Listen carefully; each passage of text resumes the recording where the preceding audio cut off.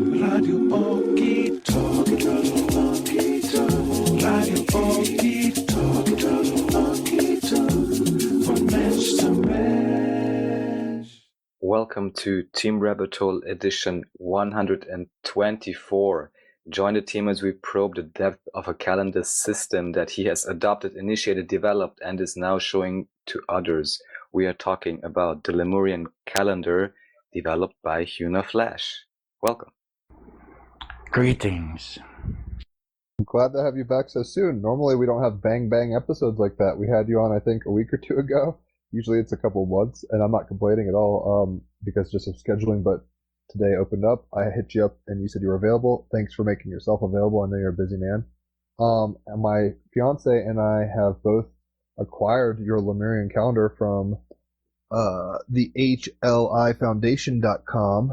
It's really pretty, and I just figured why, now that I have it, even though we're 1 month past the beginning date of Kapunaui Motu, my wombat birth sign in June, where this calendar starts, I figured we could kind of go through each of the animals, the months, kind of go into the etymology, any mythologies you felt pertinent, kind of as almost an addendum to the calendar. So if anybody buys it, we could show them this episode and they could get a little more out of it at that level.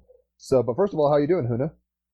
I'm feeling great, dear brothers and sisters and ladies and gentlemen, grandfathers, grandmothers, grandchildren. Awesome. The royal we, as the Big Lebowski would say. Well, this is the 124th episode, which numerologically will reduce to 7, which is the Chariot card in the Major Arcana of the Tarot, which is, I am confident that with discipline I will succeed. The Chariot is about taking charge of your own destiny, seizing the moment and letting the momentum carry you forward, finishing what you set into motion, not hesitating, and knowing you can do this. Ironically, also, it's Cancer season, the crab in the Western horoscope, as you had said before, and that is what this card resonates with. The Chariot card is the Cancerian card. So, out of curiosity, Raphael, what would the Galactic Heritage card be? So we are now at 1, 2, 4. In this case, it is 7, 16. Protectiveness, Lyra, or Lyra, I guess. Present timeline.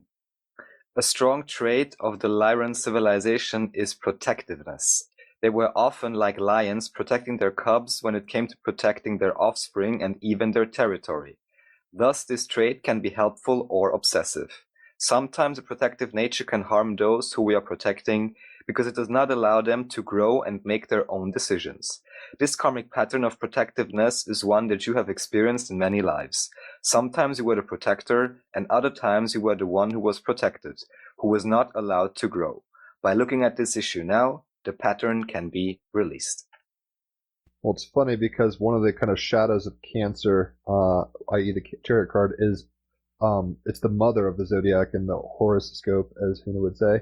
And that has this kind of attribution of maybe at worst in a shadow sense overprotecting, overbearing, kind of like Pink Floyd to the Wall with the mother in that. But out of curiosity, what, if anything, resonated about what we just said, Huna? Yeah, the releasing, the releasing of the old patterns, the releasing of those forces of overbearingness is almost like it has judgment attached to it. It has those forces of judgment, and as we are understanding justice, in this new earth, we are seeing justice transform to opportunity. And so, if you speak about releasing from these energies of Lyran and that frequency that's held there, when we consider the Lemurian understanding, we've already released that frequency as we speak into a higher frequency of another stargate, which is connected to this calendar. What may be said, just as a general background reference to the degree and diversion via Lissa Royal and Daralanka that I know, the Lyrans would, I guess, in terms of energy, more be attributed, is how I would put it now, to the Atlantean type idea, and the vegan would be more to the Lemurian type idea. At least that's kind of the lineage, the way I'm grokking it. So I can understand in that sense where you're coming from. Well, thank you. Yeah, we're aligning, or if we're aligned, certainly some more distance to cover. Yeah. All great things come in time, I guess. Even though the eternal now is all there is, I guess. This is double Gemini kind of guessery. I'm still trying to figure it out, but that's just the nature of the beast. So, I have in front of me this Lemurian calendar. It's beautiful. It's got this art that's really dope, with all these animals, which we'll kind of get into. I know that it's already passed in terms of June has already passed, but let's just, I guess, start with the year where it really does start in the Lemurian calendar with June. Can you tell us? I mean, it's the Kapuna'ui Motu, the wombat, and I'm a baby of June, so this would be my sign. I want to kind of get into this, but can you explain why it starts in June? Yes, the Lemurian calendar is part of the planet.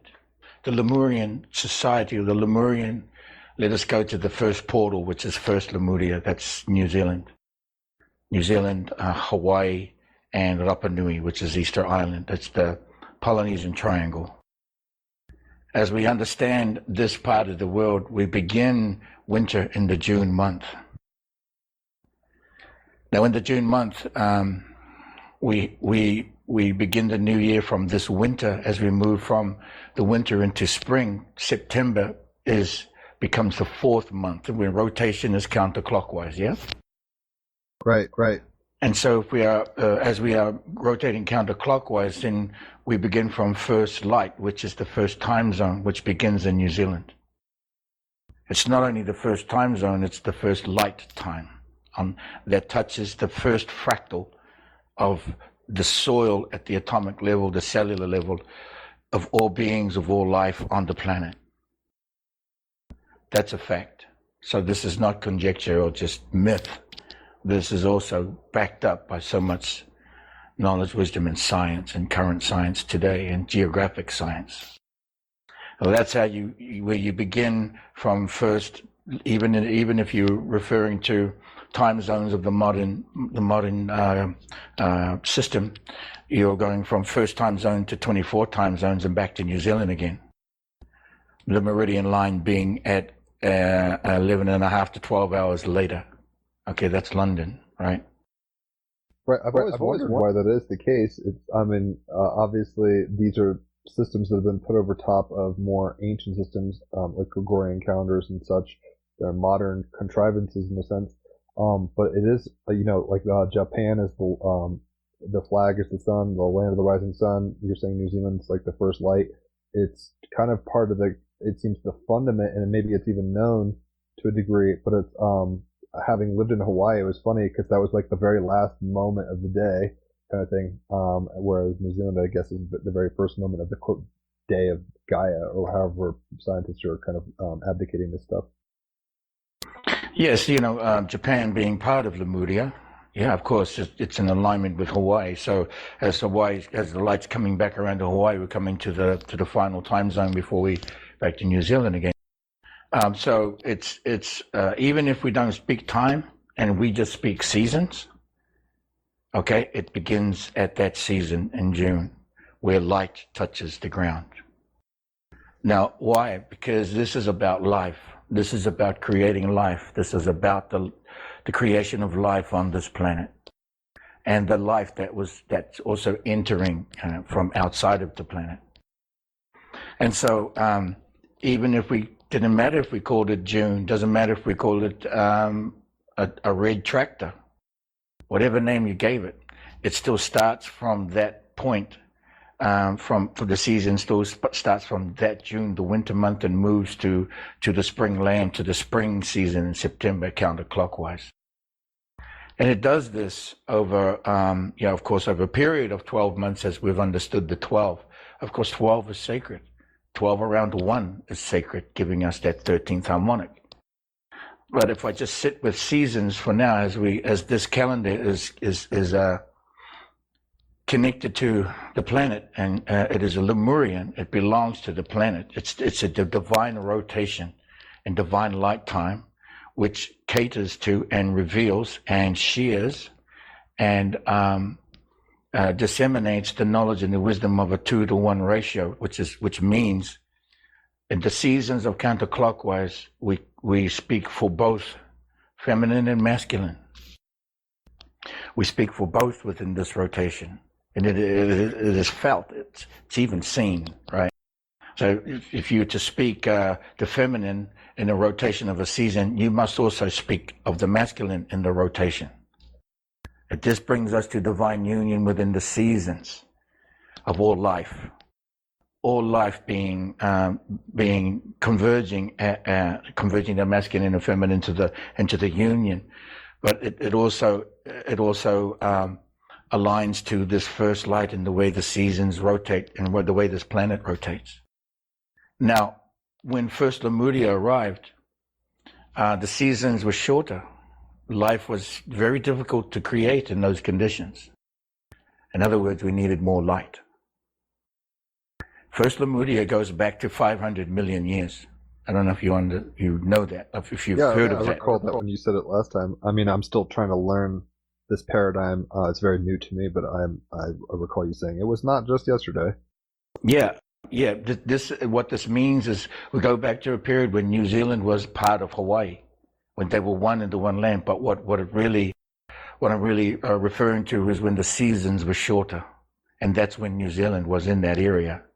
And the conditions of life were a little different. The conditions for life were very different, and we were coming into form from the light at a rapid, accelerated rate. Hence, and there's more studies on this, obviously. Hence the size, our giant size. It was just shorter period, so growth was really accelerated. So what does the word Kopo Nui Motu translate to directly? Is that like a name for a wombat? No, it's referring to the action and the essence of that being, which means the womb. Kopo Nui means womb. I do find it synchronistic that it's a wombat and womb is in the word wombat. I don't know if that was intentional on your part or if that's just part of the system as it is. Everything on that calendar was discovered on location and by extensive mapping and by many years of healing work with many people and the land and the water and the sky. So I love that. These are continental beings. So just before we skip over this, you mentioned shorter seasons in association with the larger size of the then Lemurian race. Is that correct? Yes, many races within the Lemurian. Well, not that many. There were, as I have memory and recall and understanding of it, 5 root races of the Lemurian civilization, and in the form, accelerated growth over those short periods brought us to larger sizes and a variety of beings within those 5 root races. Evolution is one hell of a drug, as they say. I mean, you start with a few things and look at the diversity that can spring from it. Yes, so even though Lemuria was also part of other civilizations out of this system, it is an operating system that aligned with this planet when this planet was created, and it's a super intelligent, supernatural, divine rotation in a system that is aligned and synchronized to that. To cater for masculine and feminine, it is required that as we were evolving more into the longer seasons now we're into. We've been through 4 Lemurias. We're in the rising of the 5th Lemuria, that you call it the age of Aquarius. We call it the fifth Lemuria 5. And what this is a returning to the 24-strand DNA, the 24-dimensional being inside the human, minus the size. At the size we are, we can accommodate the DNA strands that we had from first Lemuria, but in this size, and it's bringing our density into an incredible capacity and expansion. It's kind of funny how actually scientific kind of endeavors in the modern age even reflect that, where computers, even 50 years ago or whatever, were the size of a room. And now we've got things in our hands that are just as, if not more powerful than things that NASA had when they tried to, quote, launch people to the moon or whatever was going on there. I want to kind of read what this calendar says and ask maybe a few questions, and then we can keep going from June on because we're not in June anymore. But I figured start where it starts. That made sense. It says this month is the month of the wombat, seen as the womb, like you were saying. This creature is known for digging into the earth to channel water. Its essence is the vibration, frequency, energy, and magnetics of creation. And then it talks about a mystical trio, which includes the wombat, a golden lamb, I think, a golden fleece lamb, and a hummingbird. I was wondering how the trio was established. Is that like every fourth sign? Well, there are 12 continents on this planet. So these are 12 representatives of the 12 continents. And so the discovery of the 12 continents came into this sequence and aligned into alignment to the zodiac, through the birth signs that were known, of course, discovered through the healing work with many people and working through their scopes of horror and translating the essence and the story of particular birth signs of the scope of horrors, bringing back the feedback. And for instance, the lamb, it was about the lamb. The golden fleece is about the essence of the lamb removing the wool from your eyes. And so exactly is what is happening in this new earth. The wool has been pulled from your eyes now, or the veil, if you like. But in terms of this motu, the lamb was taking back its own wool, meaning it was pulling it from your eyes and receiving its own essence back into itself. And there are those very close to me that are of the Kirihi that can confirm that action happening during healing, during their processes, and making the transition from the Gregorian back over to the blueprint. So on the wombat, I'm going to butcher all these pronunciations, so forgive me, but Kopu Nui Motu on the wombat, June birth sign, it says it's about the Tona, the door of the child, and this is about the Southern Cross, Star of the Christ, I think, and the first light of Lemuria, like you were saying. So does this wombat specifically resonate with any continent or people group, or how should we be viewing this wombat? Well, the wombat is an Australian marsupial. Correct. And so, as I discovered the location of the continental beings, there's 4 portals that are located on each of the 12. I located all 4 portals. Then I confirmed the star alignment to the Tona, which means the Southern Cross. Tona is in the Lemurian language, which means the Southern Star. And so, though New Zealand is in that vicinity, Australia came through when the wombat started speaking and sharing. All the beings were speaking, and so I was listening, and I've been listening since I'm 7. And so, action on it didn't happen until about 10 years ago. And so the Korpanui being the womb, it's also representative of our culture, of the culture of all the peoples on the planet. Korpanui means womb, which represents the longhouse, the people of the longhouse. We are the people of the longhouse and the longhouse traditions, as all of the cultures have a longhouse, have a wampum, have a wharenui, have a hale. Some of them have it on a mountain, haleakala, or whareatara, which means the house of the rising sun. They all aligned to a certain trajectory, which is north. They all point to the toke, North Star. And nice. So the Korpanui is in the deeper understanding of the word Korpanui means the longhouse traditions. And inside a longhouse, if you've ever been, I would invite you to enter a Maori longhouse or a wharenui, and inside it you will feel, and you will get triggered, and you will remember what is inside these longhouses are powerful knowledge and wisdom carved into the ribs, and I'll say ribs and backbone of the structure on the inside that have all the ancestral knowledge, stargates, mapping, history, story of not only New Zealand, but all of many places connected to the longhouse traditions of all longhouse peoples. Word. So in wrapping up June, and we'll keep going. I'm just looking at the days, and I didn't know it. June 1st was the Lemurian New Year, Light of Dolphin. It seems there's 5 lights, and 0 light and sacred light. I just wanted you to kind of break what down that meant. So there's light of dolphin, light of orca, light of crab, light of fish, light of whale, 0 light, and sacred light. What is the differentiations between that, and what does that demark? In discovering and activating and bringing through the calendar, there was assistance by the star nations. Star nations coming through the Stargate. For example, Rehu, which is the Stargate of the dolphin and the whale nations, including, and it is a higher frequency above Lyra. So when you speak Lyra, you're in the fitness vicinity, but Rehu is speaking into another frequency that's much higher, and that now you're into these star nations of the whale and the dolphin. It is said that they are the creators of this planet from water, which was brought through by ice that created this planet. So the first stone, which is all crystal, comes from the first stone, which is water. The whales and the dolphins are from that Stargate Rehu. So they were assisting, and they had asked, or actually, it's not a matter of asking. If you are connected to vibration, energy, frequency, as a healer, you will connect to this energy and these star beings in the light anyway.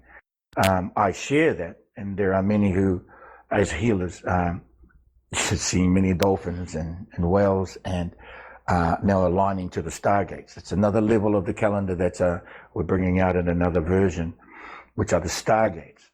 Now, the star beings came in to support the light of days. So it's transmuting everything from the legend of days in the Akashic that's already served and no longer needs to serve.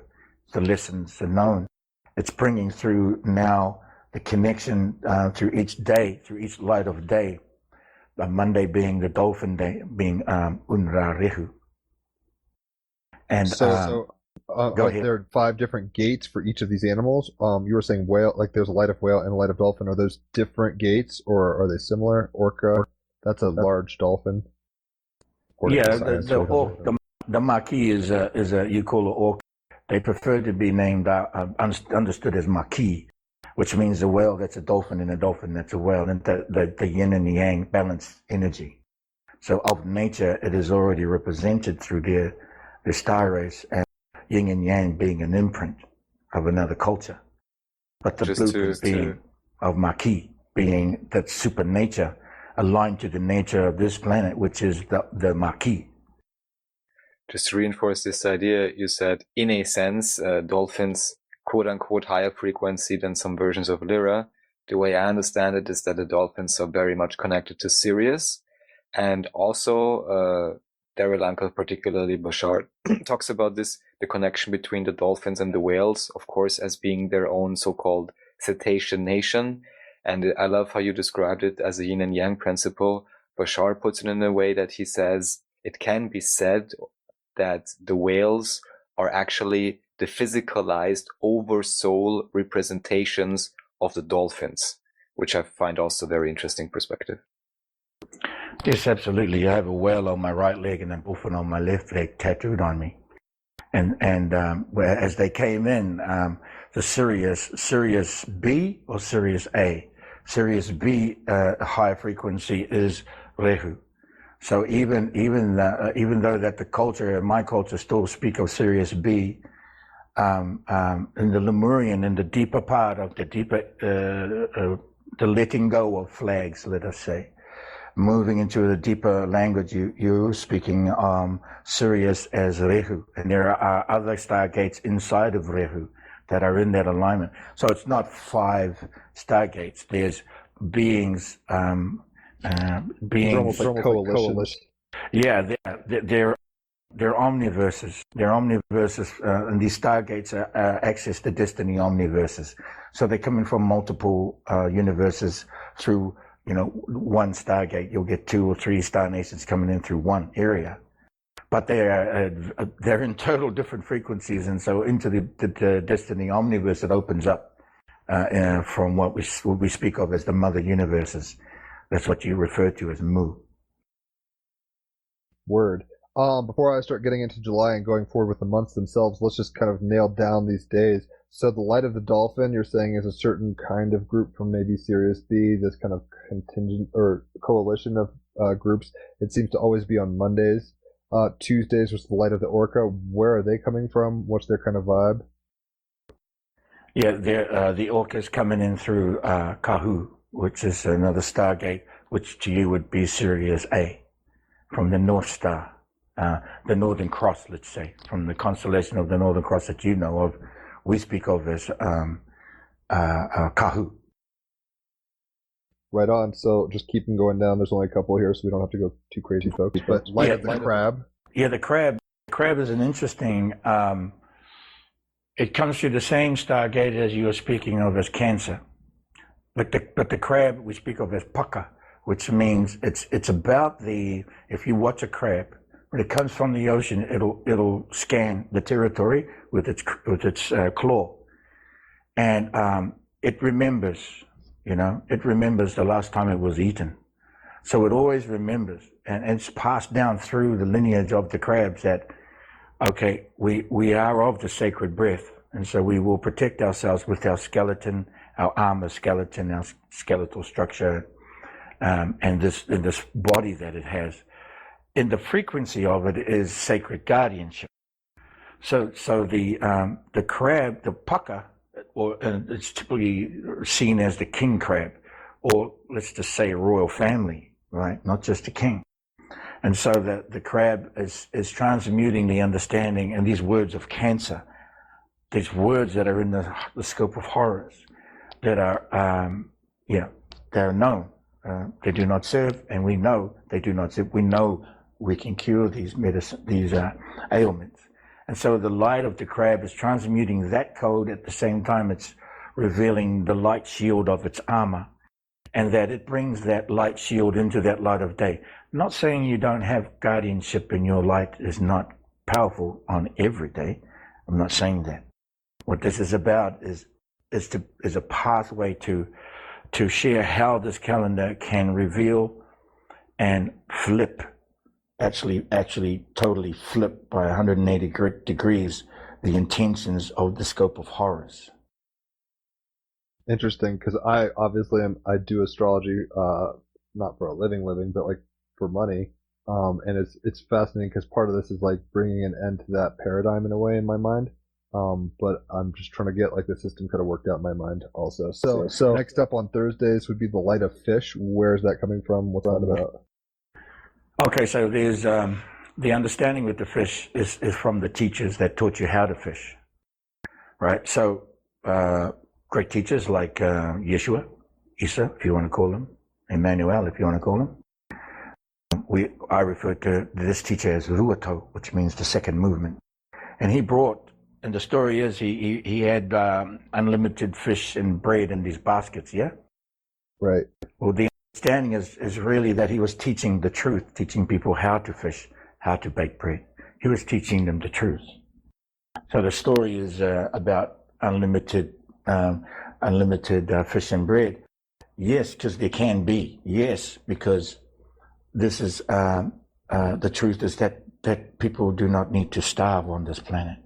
The truth is that we feed the starving. The truth is that we can, and once you can feed everybody by teaching them how to fish and how to make bread. That is the truth. Now, there are many truths, but this is a calendar that I attempted to load up the first edition with as many transmutation codes as possible, but it would peel your eyeballs back.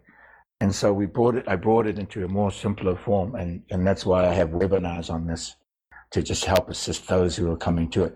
And so the special fish, we refer to the special fish on this one as the story of Jesus and what he was teaching about the truth, teaching you how to fish, teaching you about baking bread. Does this correspond to any specific star gate or name?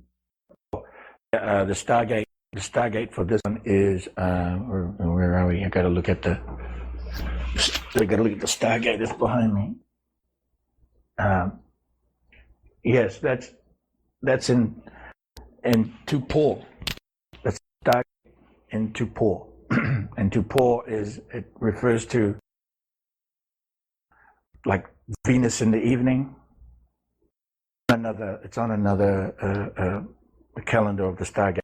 But that Stargate refers to Venus in the evening, and that special fish coming through from that Stargate, actually the omniverse, which is Tupo, which means the long night. Right on. There's only a couple more, and then we'll keep going through this calendar, and then we can kind of talk about what our after music break. So next up would be Fridays, or the Light of Whale. What is that Stargate? What does it mean? That's the Stargates also from Rehu, and it refers to Friday came about, right, from when you were the essence of a Friday, like you would finish work, end of your week, work week, and you would Huna, go. as they would say in Hawaii. Pohana Fridays, right? So if you would go and you would get absolutely plastered, or not. You'd go to happy hour, right? And you'd be going there because, well, you finally got out of work, and it's the end of the week. It's a relief. Now, as the whale was coming through to assist the light on this side, on this light of the day, it's understood that the humpback whale is the most celebrated being on the planet. Am I correct in saying that? It's well known. I wouldn't make a claim as most celebrated, but I know I've seen them breaching in Maui, and it was a sight to behold for sure. Well, there's insurance companies that have the whale on their logo. Gotcha. Right? Yeah. It's the most celebrated. They put a monetary cost to it, right? So it's a big time. So it's like, okay, Friday Essence is a celebrated one rather than one of relief. And so the whale energy wanted to come through, sneak through on this one and bring its energy into the light of day. So you have this unara toho, and toho or tohoroa, which means whale. In the Lemurian, toho suffices in the energy. And so you have unara toho, which speaks to the celebrated one of the celebrated energy, vibration, frequencies of this being, of the whale, the humpback whale in particular, and its essence coming through in the light. So next up would be Saturdays, which says Sacred Light. Explain, if you will. Well, that comes through all stargates. The unrasa. Unrasa means to sit and gather, and to sit in the sacred gathering. It is known as the Sabbath in other cultures. So the understanding that came through is, why is there only a Sabbath, and they have a Sabbath? When they say Sabbath or Sabbath, the first two letters of that word in Lemurian is Sa. And in the Samoan language, which is Lemurian, but in Samoa, Sa means to sit and play hand games. The understanding is that is a sacred ceremony, Sa or Sa.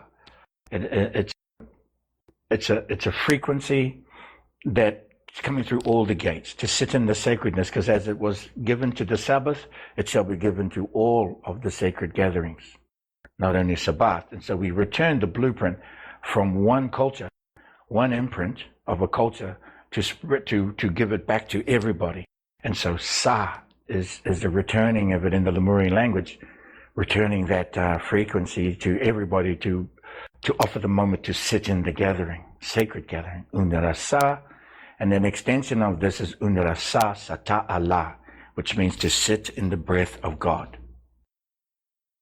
That's kind of the point of the Sabbath, like you're saying, in Christianity and Judaism or in other cultures, where it's like a day of rest. The creation took 6 days, and there's a day of rest. So that's interesting. And last but not least, on Sundays, it's the zero light. What would that be? So Unarata refers to a 0 point. Sunday is a day of sun.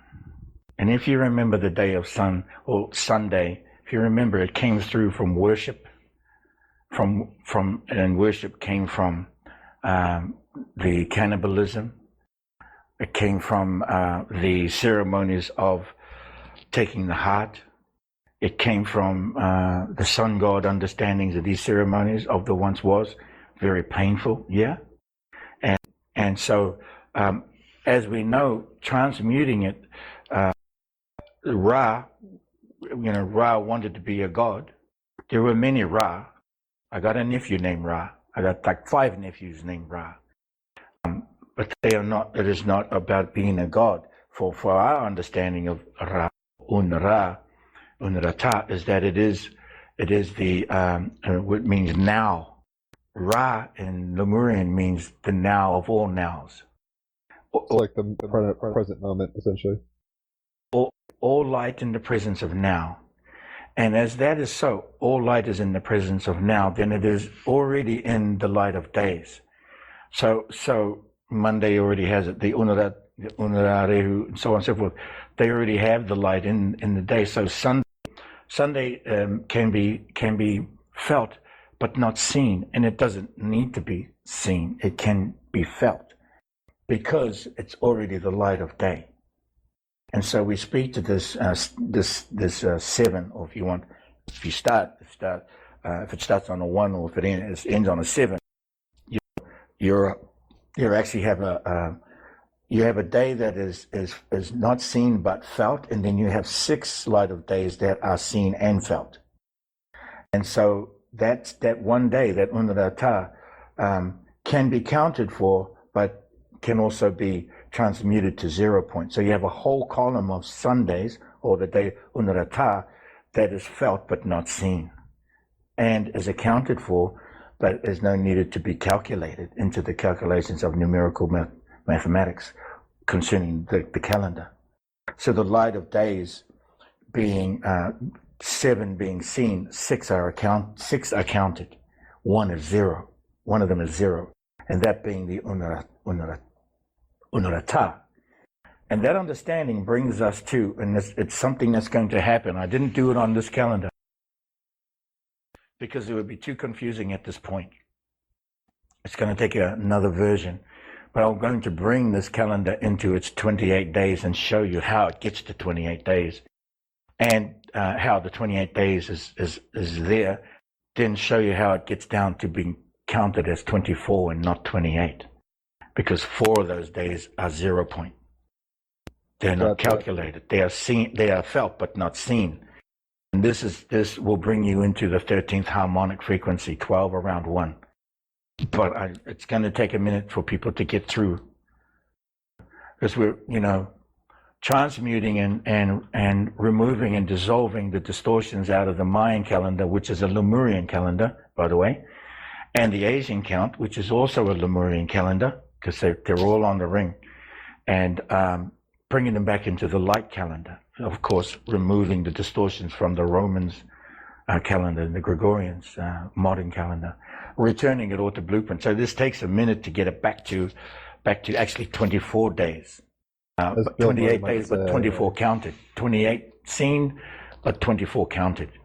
I totally see the logic what you're saying, and it's very much like you're saying, the day of rest in the Bible kind of thing, which is like there's a day where it's a chill pill day and it's not quite the same. It has a different kind of resonance.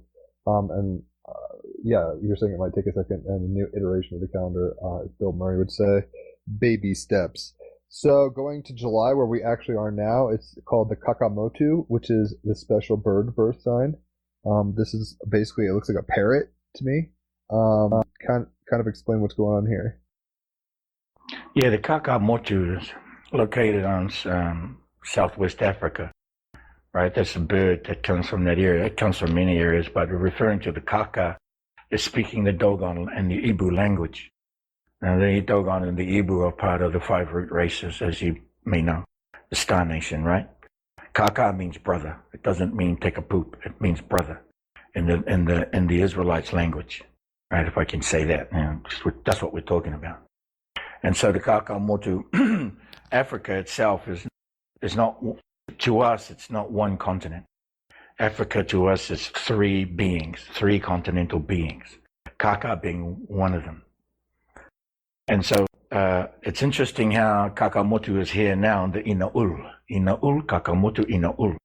That many are now speaking. The bird tribes are speaking, the winged ones are speaking, and this is the moment Kakamotu has been speaking. Many are seeing the bird tribes. Many are getting downloads. And so this is the effect of Kakamotu. So I'll quickly kind of read what this says. And I'm not going. Lemurian B Earth sign Motu Kaka Motu special talking bird. And these birds of paradise are very beautiful. Kaka is a special talking bird of parrot lineage. He is super intelligent and has the skill to replicate your vibration and frequency. This is part of a trinity that involves a butterfly and a sea turtle. And this Stargate, it says the star is the guardian of the Southern Cross and will point the way. However, it will also send energies to warn or attack if breached. So I guess it's kind of a warning bird. Yes, they speak many dimensions and for many intentions. It's also an understanding that this bird is speaking your mirror. So it's not so much that it's a reflection; it's your reflection talking back to you. Interesting. So almost like if Peter Pan's shadow could speak. Yeah. You got some good ones. You got some good ones sometimes, man. You crack me up. I try. So we'll keep going, just for the sake of brevity. And thank you for explaining the light of dolphin and the 0 and sacred light days, because that's applicable to all the months. So August would be Fatura Motu, which is the falcon condor. I have a feeling I know where this is from, but I want you to explain. Okay, so the location of the Fatura Motu is east of the Nile River, all the way over to the Middle East, up to Turkey, then all the way over to the borders of, I think it's Kazakhstan or I forget how to say these, and China to the border, then certainly over to the sea, to Jordan and Israel. And we were there in 1111 doing the ceremonies on the Temple Mount at Jerusalem. And the energies and the frequencies of the Fatura came through very powerfully for certain individuals in our group.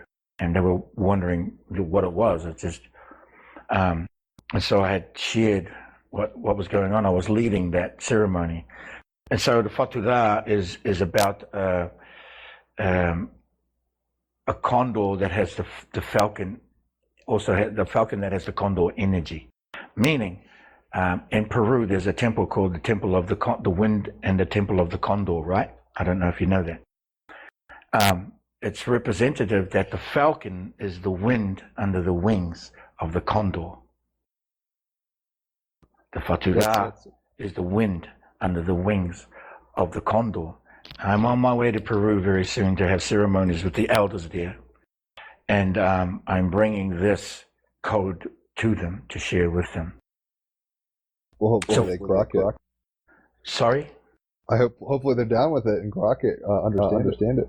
They've accepted my entrance into their sacred meetings, their sacred kupanui. Well, that's how that'll sure. The pass. Fidelio, let me in. So what this says, and I was thinking it came from South America because I had been in Ecuador and on a farm, a permaculture farm that was called Igor Condor Farm, or something like that. And there's a prophecy about the eagle and the condor. Eagle being North America and the condor being South America, and when they kind of do this thing, there's kind of cultural exchange and maybe less oppression and brotherhood of love and kind of stuff. So interesting that kind of ties into that you're going to Peru, but also we had discussed last time you were on here about the importance of the falcon in those cultures, and just flags and the perspective of more Middle East cultures, desert cultures with the falcon. So this says, Fatura is a powerful bird of prey and has great purification skills. The essence of this bird is to remove distortions.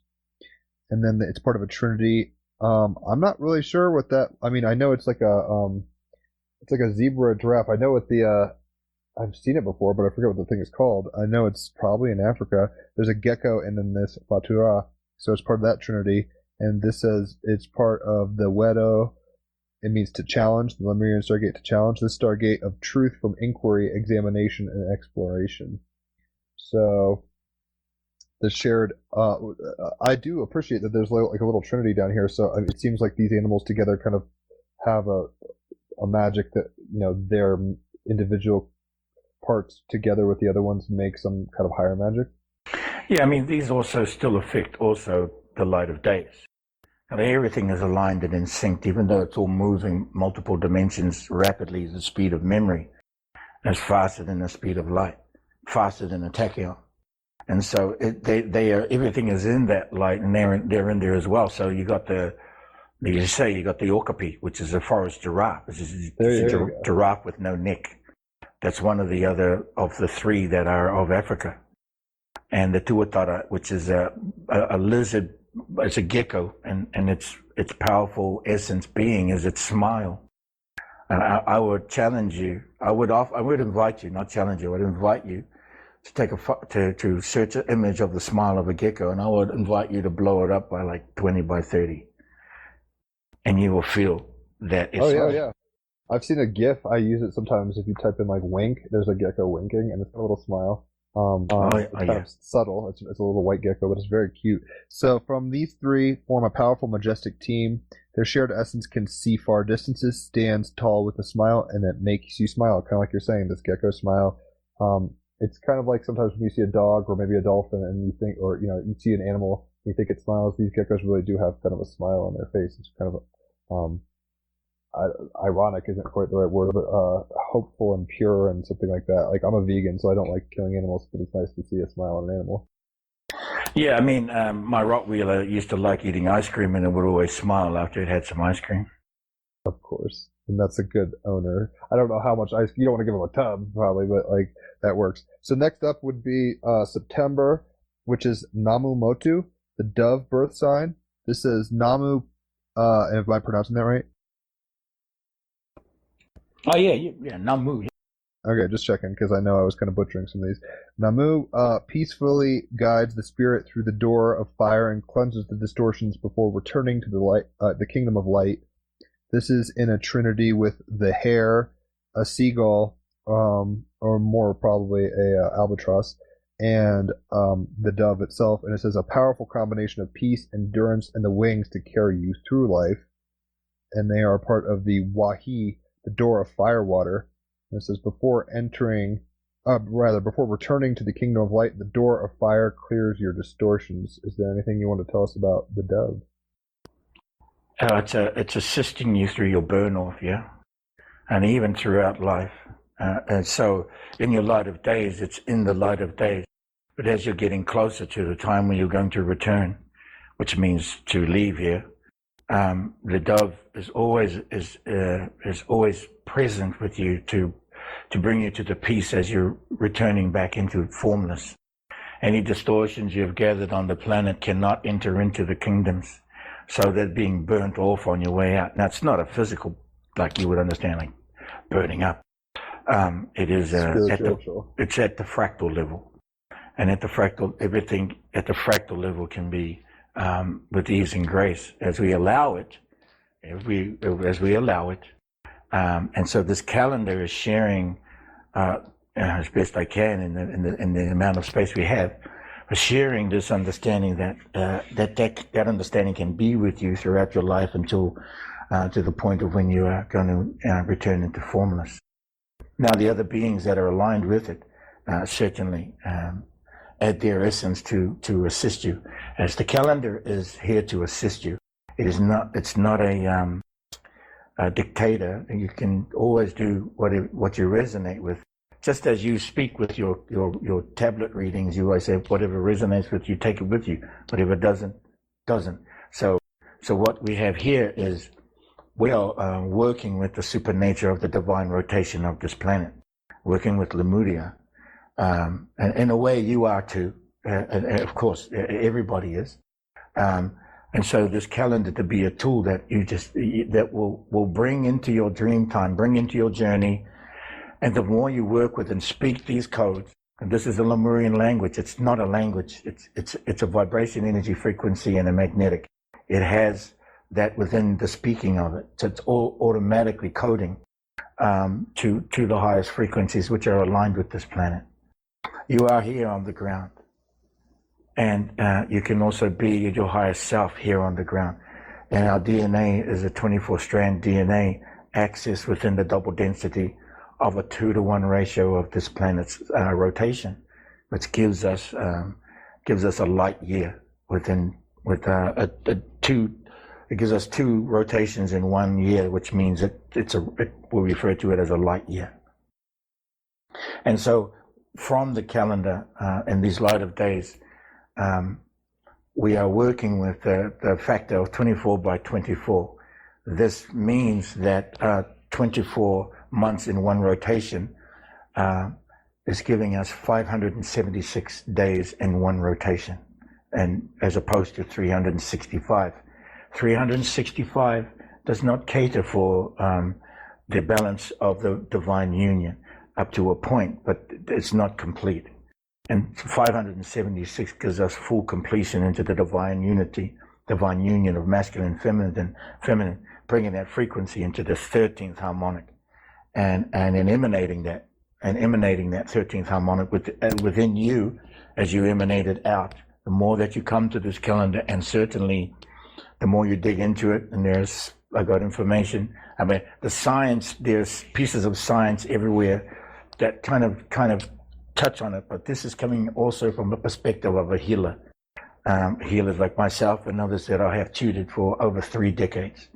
And so there's been over 30 years of connecting here through the lineage of my lineage of being Māori. I am of the navigator lineage from New Zealand. And it would be this calendar was once spoken of, and still is, as the Māori calendar, except I have decided to bring it further deeper and remove the flag. And I understand that what Māori simply means is children of heaven. And if I am Māori, then you are Māori. That's simply a language. But as we go to a deeper returning beyond those cultural imprints, and we return to the divine rotation, we are coming back to Lemuria, and we are returning to a calendar of first light, which is Lemurian. I'm way okay with that sentiment. In the last podcast, we were just talking about how we're coming back to a unity, kind of a, unity to diversity, to reconstituted unity. And it seems like that is echoed in your sentiments as well. I'll go through the next 2 really quick, and then I don't know if we want to do all 12 or take a quick music break. We can kind of decide then, but I'll just keep going really quick.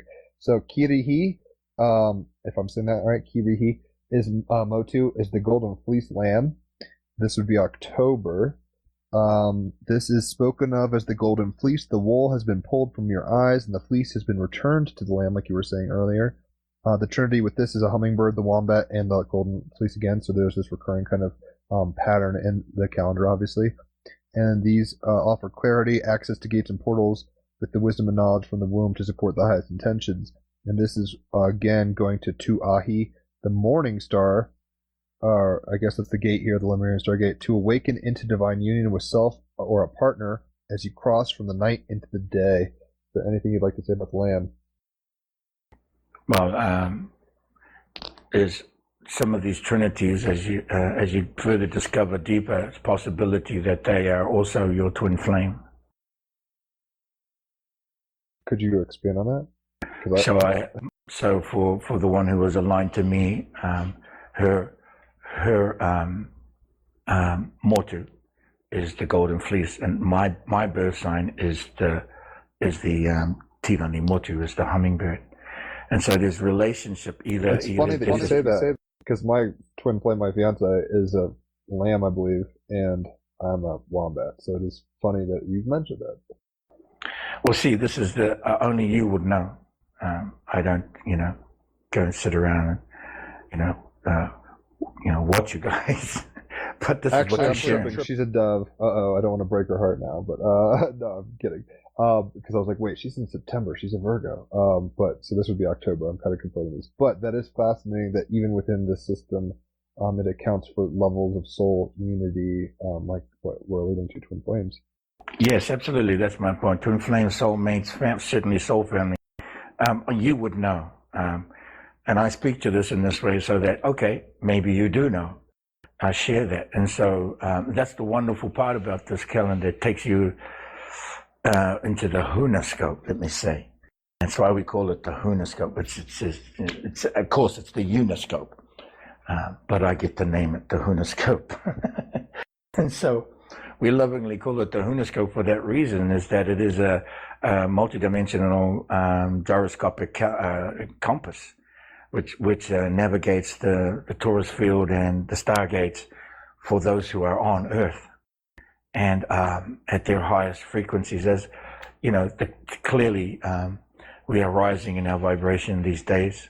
If this is the new earth, then we are offering a new birth sign to go with it.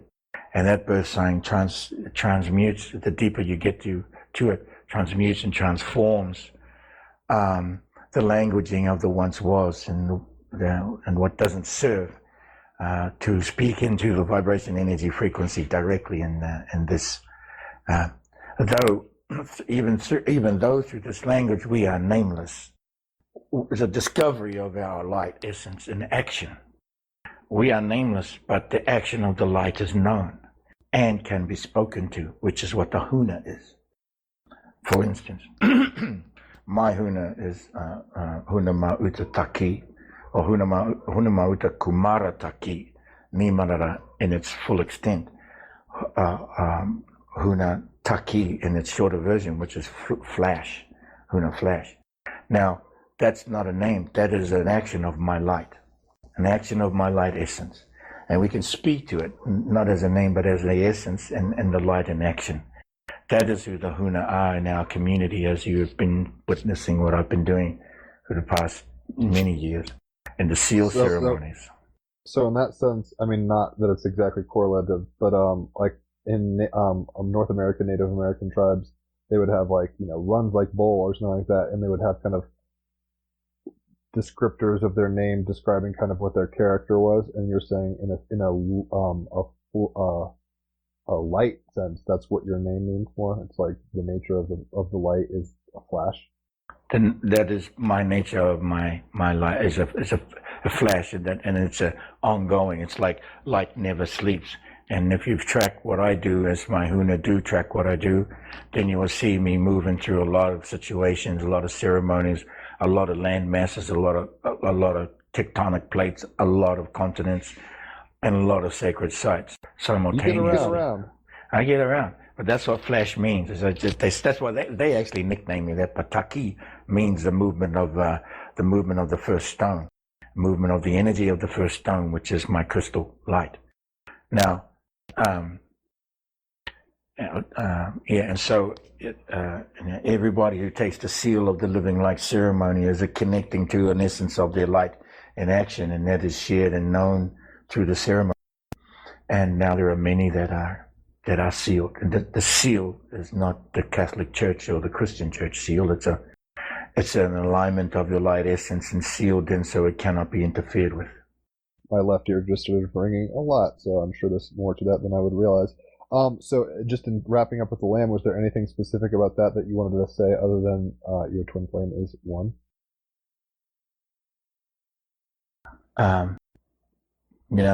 These locations, the lamb's location is east of the Donau River. That would be the Danube, if you don't know what Donau means. The Donau River is east of of Vienna, goes over to Ukraine, goes up to Czech Republic, goes down to Bosnia and around there. That whole area is known as the lamb. And if you've ever been there, you'll notice that's what they eat mostly is lamb. And that's a representation that being spoke to us from that location, that source. Think of these beings as continental-sized beings, the skin of Mother, the skin of the earth.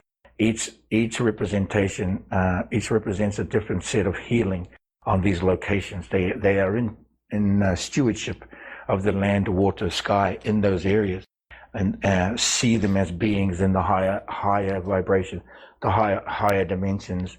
But in their form on the ground, they are land, water, sky. And the land being in that area, as you know, Czech Republic, Poland, Varsava, Ukraine, Bosnia, Sarajevo, they were all put under false flags. They were all sacrificed.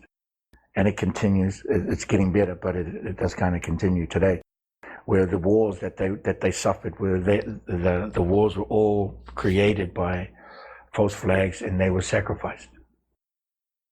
It's an interesting history we have had recently, and hopefully, like you're saying, this calendar is a declaration at some level of a new paradigm that we can choose to be a part of. And once we make that choice, it's so kind of thing. I'll do one more, and then we can kind of decide how we want to proceed. Kahuku Motu is the butterfly birth sign. This would be November Born from the cocoon, the process of transformation is the essence of the butterfly. Now that you are a butterfly, what do you do? It asks.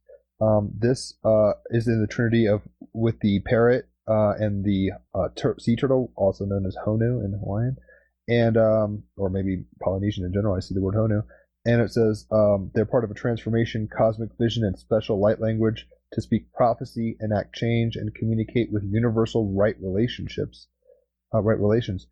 And this is coming from the Rehu or Dolphin Water Stargate. So sonar telepathics, long-range communication, rainbow codes, and super intelligent support are accessible through this Stargate. So what could you tell us about where that's coming from and anything about the Kahuku Motu? Rehu, my business partner and one of the Huna, he is from that Stargate. His name is Huna Manima, and he is highly intelligent and just super incredible intelligence. That he's the one that he helped redesign my website. He's the one that helped design this calendar along with another artist. But his guidance on it has been incredible. And he was sealed. And the day that he was sealed, a rainbow light came from the crystal, hit him straight in the third eye, and during that seal ceremony in Belgium, and there's a photo of it. And so he personifies that technology on the ground here within himself. He used to work for Procter & Gamble for 30 years as the head of the management of the CEO, so he was head of many departments in the tech world. So that I understand through him the technology and the intelligence of the dolphins, especially this guy, and he's a dolphin in 2 feet. And then also, how does that come to the butterfly? And then how the butterfly, Kahuku Motu, that intelligence and that light comes into that birth sign. Everything is synchronized and aligned to each of the birth signs. And so this understanding is aligned to the Kahuku Motu, the butterfly, as one takes the transformation. This is a highly supernatural, highly super intelligent transformation, as you can imagine. So what do you do once you're a butterfly? Well, what do butterflies do? They take sweet things from one place and they put it over in another place. So what is that sweet thing? And I always share to everybody, that's life. Take life and give life. Yeah, take life from over here and give life to someone who needs it. This is what butterflies do. There's a much more extent. Yeah, there's a more extension to the expansion and capacity to that as you open into this. It's more than just pollination, and then you have its accompaniment with the other two beings in its trinity that offer that other information and the other energies and so on and so forth, codes into that trinity and into that union.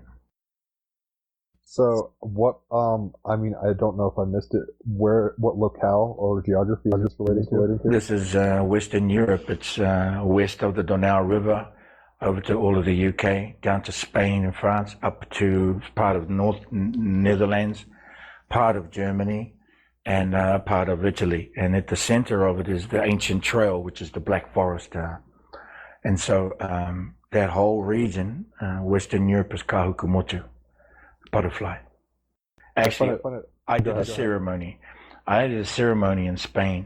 They invited me to help them bring water back to Malaga and Madrid and that area, La Herradura, and I went there and I was training Spanish shaman.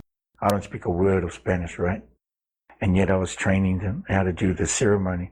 We did a water ceremony that cracked open what we needed to open up in the Emerald Mountains, which is the Sierra Nevada over there.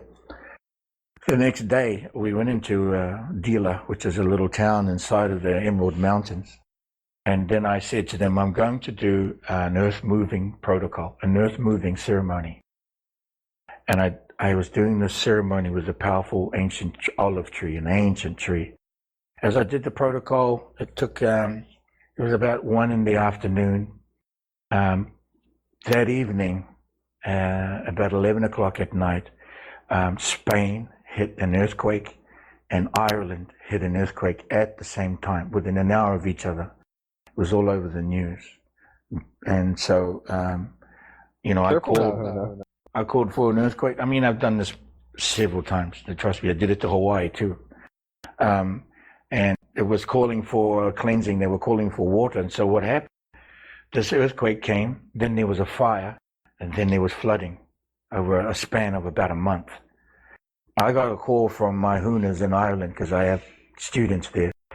They said, Huna, there's an earthquake here. And I said, yeah, we just did an earth-moving protocol. Well, they knew I was doing the earth-moving ceremony. Most Hunas know what I'm doing.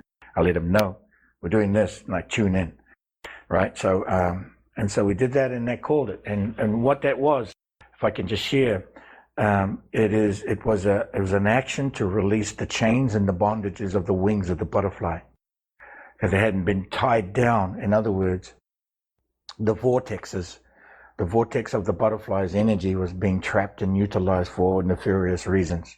Taking the dragon energies of the butterfly and utilizing it for draconian agendas, the Gregorian agendas. I know this is the level of how the draconians and the archons were working. They were trapping the medicine of these beings.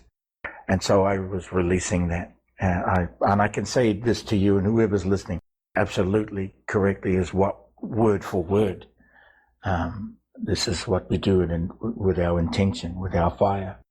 And so I assisted in that. And then so much water came, it's not funny. Nicely done. It is ironic because I think Western Europe, I mean, obviously has seen quite a bit of, like you're saying, pinned down butterfly wing action, in the sense of just lots of kings, and everybody on Earth has had a lot of history, obviously, but it seems the past maybe 1,000 years or so, 2,000 years of Western Europe has had a specifically kind of important but also more subjugated kind of history, where it's been kind of about domination and subjugation, hierarchy, feudalism, all that. Yeah, of course. I mean, as you know, they've trapped all kinds of medicine of the supernature and used it for their own reasons. The deer medicine being a very popular one. If you look at all the crests, you'll see the deer, you'll see the horse, you'll see the dragon. All of those creatures of the supernature of Lemuria trapped to utilize for their own gains, let's say. Another thing I found synchronistic a little is November is Scorpio season, and this was all about transformation, and Scorpios are necessarily about transformation, so the resonances do run deep. So we're halfway through the calendar. I don't know if you guys felt like plowing through and then talking about other stuff, or taking a quick music break. What would you guys prefer? Yes. Well, I was just thinking, if we take a break and come back, and I wouldn't mind speaking to some other parts, not necessarily the calendar, but the calendar is influence to it. Well, I do want to wrap up the calendar so we just have the whole thing down pat, so I don't have to keep bringing you back. So maybe we'll rip through that and then take a music break, and then when we do that, we can come back and talk about whatever you want. Maybe that's fair. Okay, cool. And we are back for Team Rabbit Hole 125. And whatever Huna Flash would like to mention in detail, in summation, or in reference to the second half of the Lemurian calendar. I just want to say that was very confusing musically. It felt like kind of going from one Gregorian calendar to a Lemurian calendar. There's a transition process, right? Very good, yeah. So I'll be really quick in just ripping through these animals, because we don't have to take as much time, and then we can talk about, like I said, anything you want. I just want to make sure I do the whole calendar, so I don't have people being like, you did half the calendar, what the fuck? So the Okapi Motu is the forest giraffe, like we had said. It's the light of Father in this being. The light of Father in this being is with you. The ancient lineage from this guardian of the apex is your guide. This is with the gecko and the falcon condor again. And it says serious joy and the light of the smile in combination with precision and speed make up the essence of this trinity. And it's coming from the North Star, Tokay, which is the essence of the North Star is sacred guardianship. It prevents distortion of vibration, frequency, energy, and magnetics to enter the crystal center of the earth. This, like I think you were saying, was from Africa? Yes, this is the central South Africa. If you look at Lake Victoria, it's kind of like one of the eyes. And if you look at Djibouti area. I think it's Djibouti. You'll look like it's like a tip of its ear. And you can kind of, down the lower South Africa, you can see its jaw. You can kind of see its jawline. It's pretty incredible. It's a pretty big area.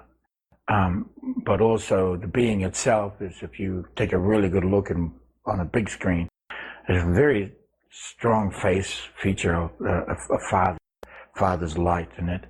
It came through as we're speaking of the North Star, and we're speaking of the North. We're always speaking of the Father from the North, or in this instance, speaking to the North Star, Toke, and that is the month of December. So I think it's synchronistic with Sagittarius. I mean, it's the animal that it's got kind of girthier legs, kind of like the the centaur archer of Sagittarius. Yeah, right. So its alignment to December puts December into the North Star. So it's an incredible alignment there because, okay, you have Christmas, right? December and all of that. It's like it's putting it into a different, whole nother number, right? It's a 7. So it's going into the 7, and it's a whole nother frequency for that period of what is known as the Christ Mass. Christ is actually a position that's been boosted by the Catholic Church. It doesn't really actually refer to the Christ of Jesus. It's actually a kind of an order, a Christic order that was pushed by the Catholic Church. But if we go to the Okapi and we look at study December, the North Star, we are talking about X-Mass. You know what I mean? X-Mass. We've always said X-Mass, like Christmas, but we've many times for many years we've written it as an X plus Mass. So it's X times Mass. It's times Mass. And the increase of the Mass, an increase of the density, and the North Star being at that point where we get to the 6-month period where Mass is increasing and ever increasing as we talk about this double density. So that's an interesting part for me, because we all share, and we've all spoken that Jesus was born in September, born in the place of the dove, born in the birth sign of the dove. And for us, I don't know if you have a dove in the Gregorian, but in the Lemurian we have a dove in the spring, and in the spring, September is the dove. That's where we've always spoken of Yeshua himself being born in that month in September. And so December is being returned back to X-Mass. It's kind of in a whole nother frequency and understanding now with the North Star. It also houses the lion and the rhinoceros in its medicine, in its star nations. And so this takes us into January. This opens up into the Lion's Gate, and the Lion Gate is actually opening into January, which is the hare. You're right. Yeah, we're up to the next one now. The hare birth sign. It says the essence of this being is speed and stamina, which is a gift to the human form. This is in the trinity of the dove, the albatross, and the hare. The essence of speed, endurance, powerful love, and peace is packed into this A-team trinity. And they're coming, like you said, from the Lion's Gate, Stargate, that has to do with the Northern Cross and the councils of the Omniverse constellations. And I do have to remind myself that you're coming from a different hemisphere, so January to you would be, and December is like the summer solstice for you, whereas up in the north for Raphael and myself would be the winter. So it's definitely got a little more mass and heaviness to it in a different kind of way. Yes, I mean, of course, you speak of the solstice. It's not really a language that we use. When we're in June, we're talking about a new year. And when we get to December, we're talking about a ceremony to release the souls stuck in ice. And so even though December is a summer month in the Northern Hemisphere, the alignment is still from first light. And so you can still say if you're in summer, that's fine. But the ceremonies are still in alignment with the divine rotation. So a lot of ceremonies, of course, there's multiple dimensions. But as we are working with this calendar, we're bringing those multiple dimensions into it. There is much more to speak on this. It's kind of going to get really in depth. But simply, quite simply, that He'a is a being that I would say not necessarily carries the burden, but is one that can shoulder on its hips, much like the Vikings, much like the Nords, and that is actually the location of the He'a, which is represented by the peoples of that area, where the Vikings and the Nords are very strong, powerful people. They have very powerful lower extremities, their lower torso, and which is seen in history. And so the He'a representation of the Scandinavian, the Swedish and the Nords and the Viking nations in that location. So is there anything else you want to say about the He'a before we move on? Combining with the Lion's Gate, that opens from January 1 to January 8, it's combining the Lion Queen and the Lion King. It speaks to the both. It speaks to both. I don't know if you've had a chance to see The Lion King 2. Normally I don't push sequels done by Disney because they're pretty shit. Lion King is a great movie and it was fine. Lion King 2 is actually really good, and it's about kind of shadow integration and perceptions and stuff, so it kind of gets into what you're saying a little ironically. I don't know why I'm saying this, don't ask, but check it out sometime if you'd enjoy it. So I will. Yeah, it's not I mean, it's not as good. You could tell it's like a B team animator, kind of the soundtrack sucks more. It's not Elton John and all this kind of stuff, but it's still solid. Like in terms of concept, I think they were actually doing more woke things with that one than the first. In any event, next up it would be February, which is Tirani Motu, which is the hummingbird. This says the essence is the ability to call the gates to access the sacred place, the knowledge and the wisdom to guide others and offer healing. This is part of the trinity with the lamb and the wombat, like you were saying earlier. Calling of the gates, access to the womb codes, and the clarity of the golden fleece is the essence of this trinity. And then once again, this is the evening, or not once again, this is the evening star, Tupo, the evening star. For the long night of the journey, you awaken with messages from the new earth. Where's the hummingbird coming from, and what can you tell us about it? Is South America is the continent of the hummingbird. This is my birth sign. It's interesting, as I was sharing the last time, Jupiter and Saturn are in the house of the hummingbird. The breath of Aquarius being the breath of the hummingbird, or the air, and air is water. So this is a song of the hummingbird that we're in in this age of Lemuria, and sharing that the song of the hummingbird is the sound, is the tune, is the music, is the notes that are being played and the song lines of Lemuria through the hummingbird. The hummingbird is the calling of the gates, of being a being that can call multiple dimensional omniverse gates into to bring through what is required for the highest intention. This is also something that is very apparent. I'm very connected to what I do. I call the gates constantly, as I was shared earlier. So it's also when I discovered this was an interesting marriage. At the time I was in California, up in Nevada City area.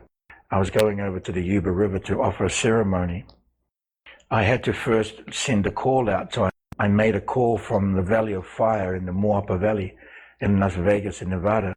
From the Valley of Fire on January 1st, at 11 a.m. I was on the Rainbow Vista mountain inside the Valley of Fire, January of New Year's. Forgot what year it was. I sent a message to the hummingbird directly that I'm asking for permission to enter the forest. It took 2.5 months to get a reply. The reply came through somebody else who said the hummingbird came and sat on their porch. They just text me this out of nowhere.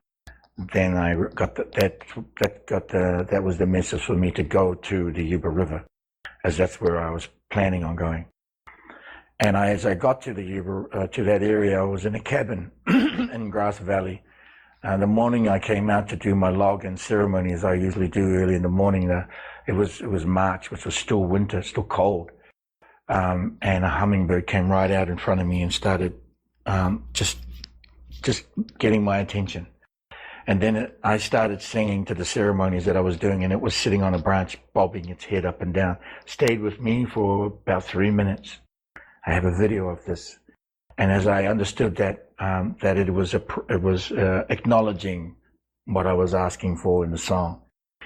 And so I got permission to enter the forest to do the ceremony for the Yuba River. That year, California was in a drought, and I was going to help bring water over to California. And so I got access to do the ceremonies at the Yuba River.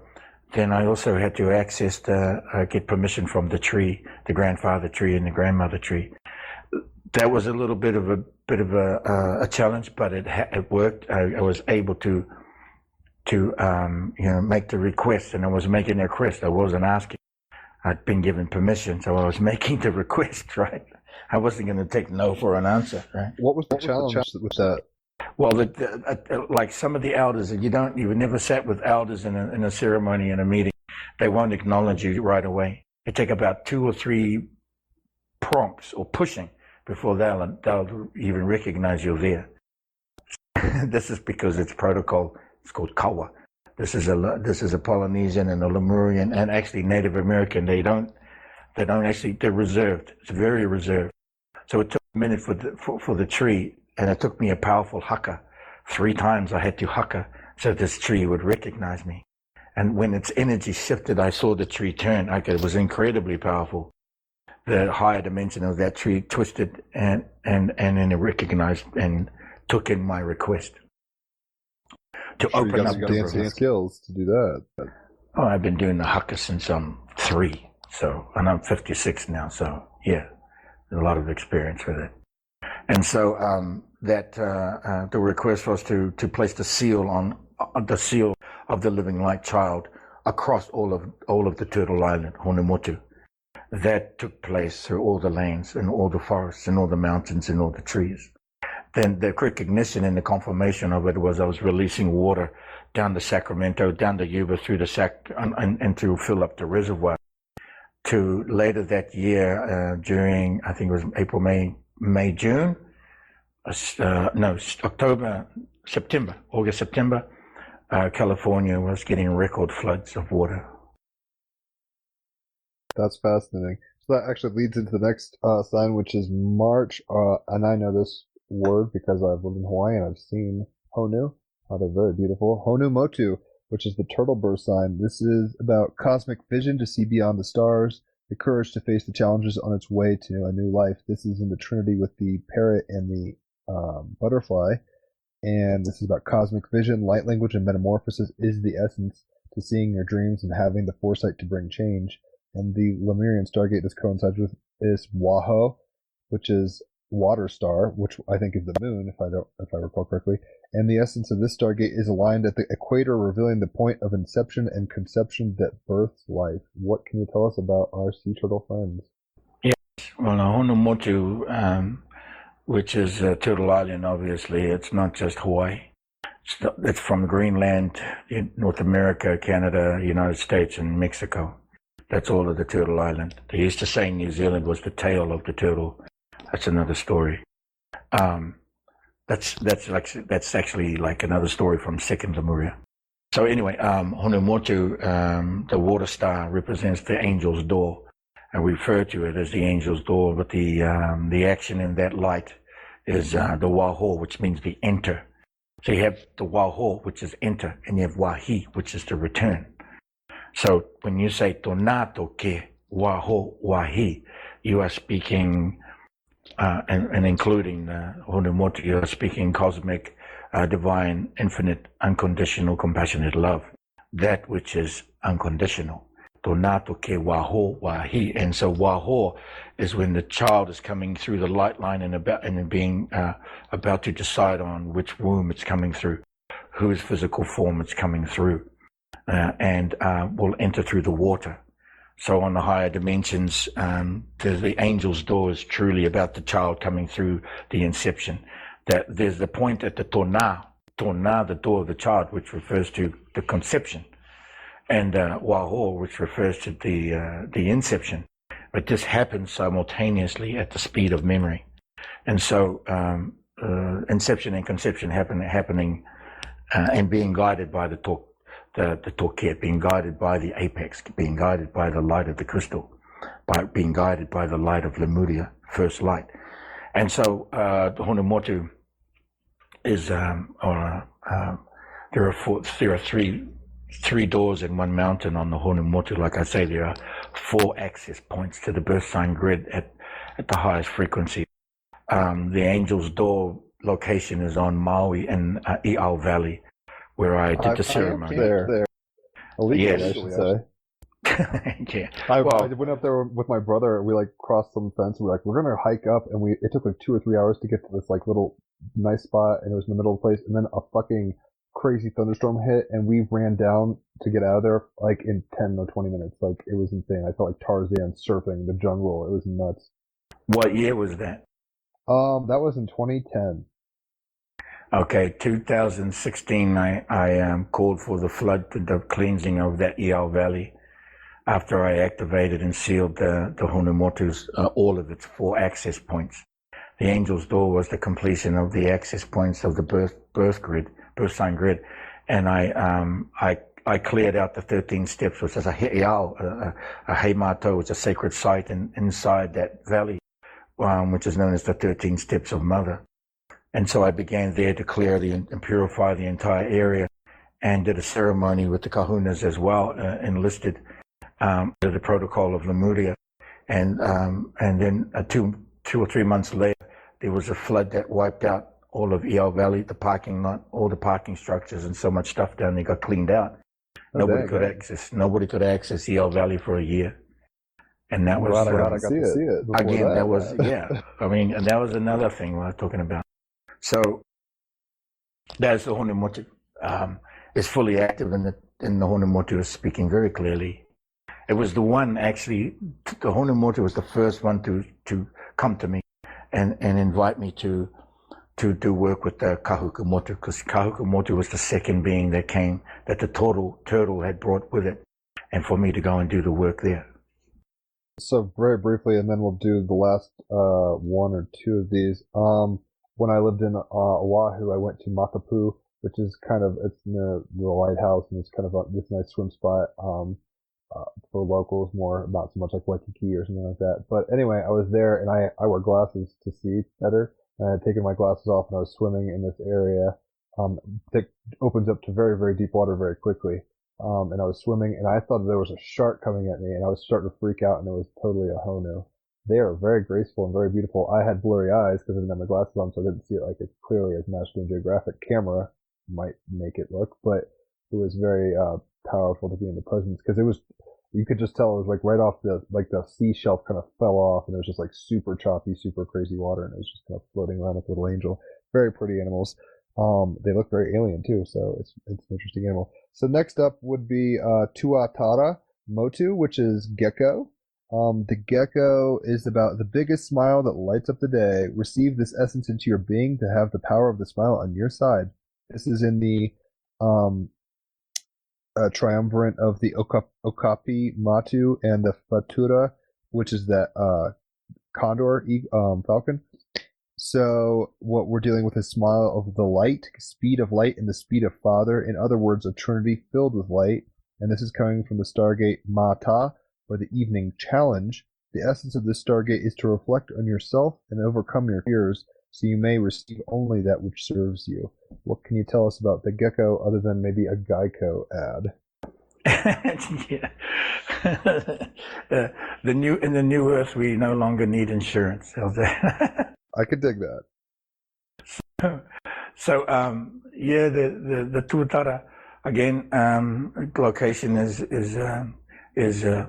I say west of the Nile, goes all the way over to Santa Cruz Island, which is Spanish Africa, and Chad is part of that region as well with it, and I forget the name of the mountain just off the top of my head, but it's when I discovered it, when it called, it was like, whoa, it's like I kept I was in the journey, and I don't know why I just kept smiling. It's like I was giggling, smiling in my journey sleep for like days, and so my friend kept like I can hear you laughing at night, and you're like, what's going on? I said, I don't know. I just keep smiling. And then 2 weeks later, we go to Egypt, and we go to do a ceremony on the Nile River. So we go to Dundera, and we go to Hathor's temple, and we go to the Temple of the Mother, and right directly east from that temple, the sun comes up there, hits the Nile River. So we go to the Nile River, and I was activating a door, one of the doors for Tuatara, the door of fire, actually, the Wahi. I was activating access to the Wahi and beginning the process for many ceremonies to come for the years to come. But and so it was like just go there and enjoy the ceremony with what do you call it, a serious joy, but mostly with joy.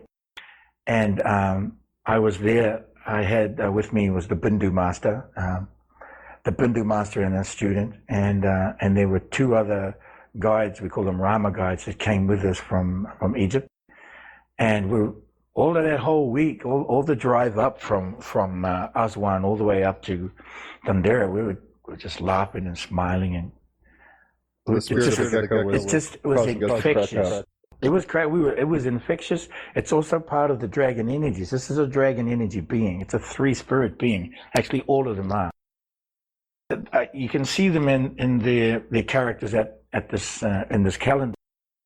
But truly, their ancestral potentiality is far, far, far more, and also includes their creator dragon energies within them, of land, water, sky, and fire, at the highest dimension. So this being it's not only a smile, but it's backed up.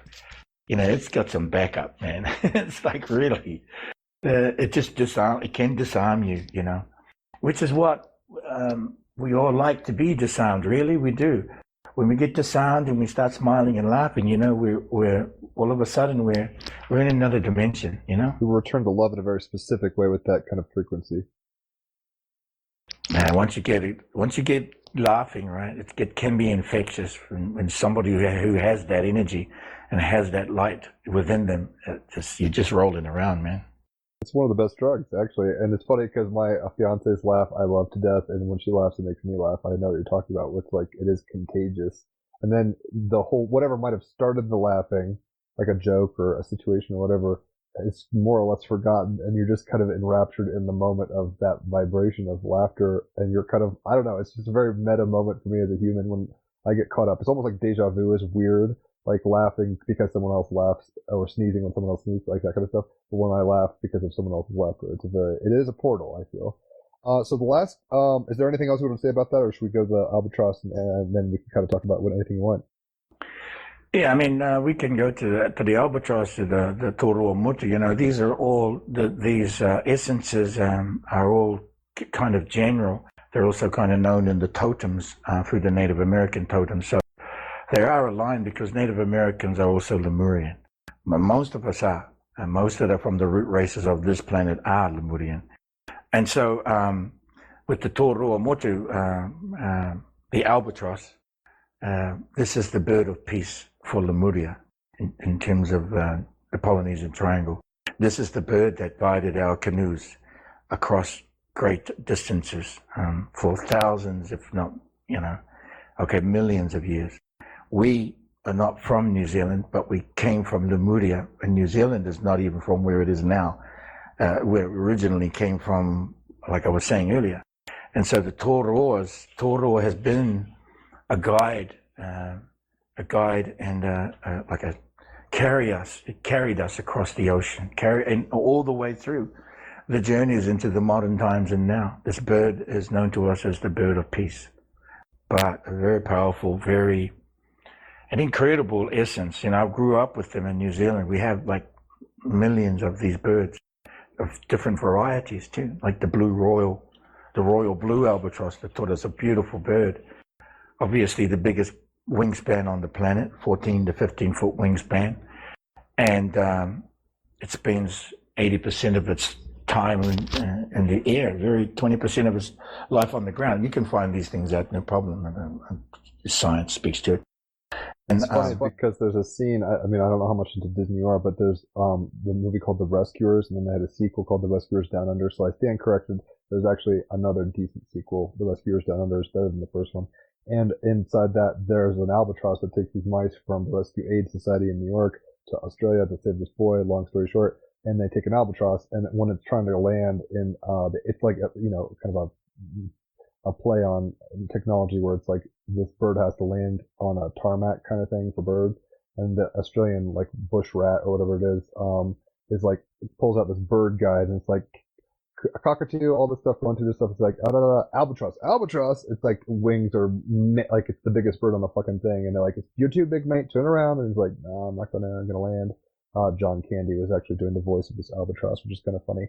Let me read really quickly this kind of thing, the blip, and then I'll let you say whatever, and then we can talk about whatever you and Raphael would like to discuss. So the Tora Motu, which is the albatross, is about purity, strength of heart, and dedication are the attributes of this giant bird. Its essence is a gift to lift you above the challenge that life brings. It's part of the hare and dove trinity, and the wings of commitment carry the light of peace and dedicated power to support the intention. And this is coming from the Lemurian stargate To'u, or stillness. Stillness is at the center of this stargate. It supports your practice of meditation and encourages you to have alone time. So anything you want to say? You were saying that comes from more Polynesia, you were saying? Well, yeah, there's varieties of that bird in Polynesia, especially in New Zealand. There's the royal blue albatross. But its essence, its own life itself, its life, it takes one mate for its entire life. Has, so far as I know, one child. And if its mate passes away, it does not take another mate. It's an incredibly loyal being. And strength in that love, strength in that essence, powerful standing that you are not only, you're not standing alone. In its essence, it carries its love within its heart, its mate and its family within its heart. Even if the child passes and the mother and its partner passes, it will not take on another for the rest of its life. It is so loyal, such a loyal power, and that kind of a strength is, I would say, it's transformational, and it being a part of the calendar brings that powerful essence of that powerful spirit, that powerful ihi, we call it, essence, the powerful mana, the inner strength, the inner spiritual strength is mana, and this bird, like, is totally incredible. If you are in this birth sign, then there's no doubt that you either have some of that within your character, personality, or you're about to, or it's waking, like being woke. It's being woken in you, like all of them, all of these beings, you are being awoken to these higher frequencies, these higher levels beyond the scopes of horror, beyond the akashics, beyond the lessons that have already been learned.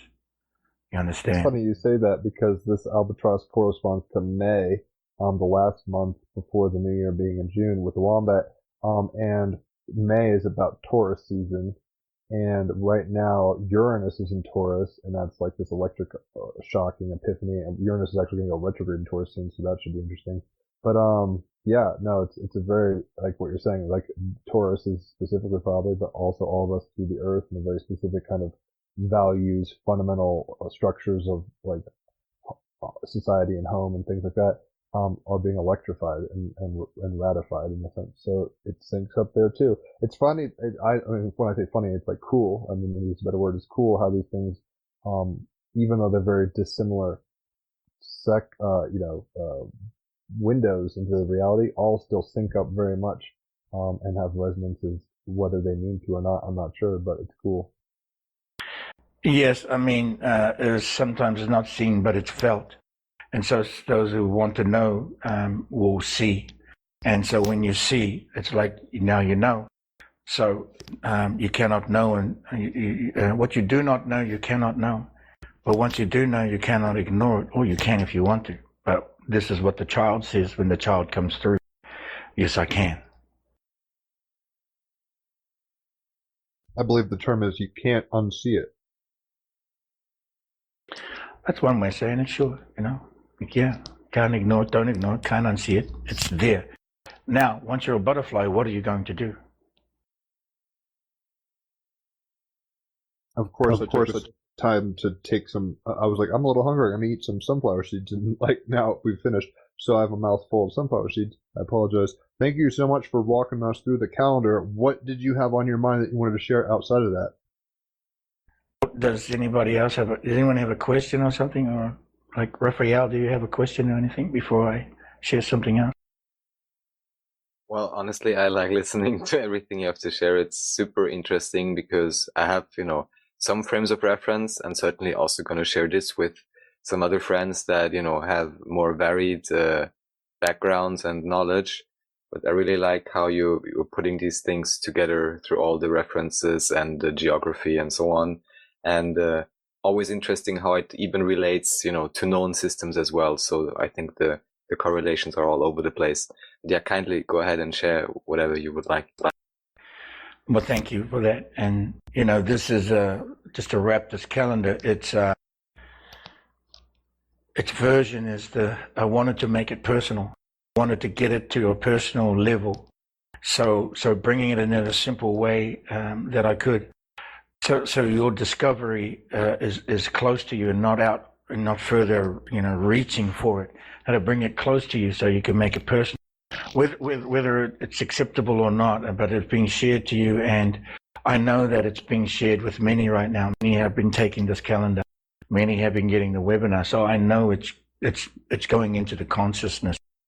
It's a part of what's taking place on the planet. Certainly, everybody's doing their work, and let me just say, I'm very proud of the team, the first Huna team from the Sacred Universal Earth Alignment Conference that we had in Zamenhof, which was an incredible conference of 24 Huna, 24 elders from around the world to help bring through the transmissions that were being represented on some incredible artistry that I was bringing to the table, and certainly bringing the voice and the messaging coming from the continental beings themselves, all supported by the work on the ground.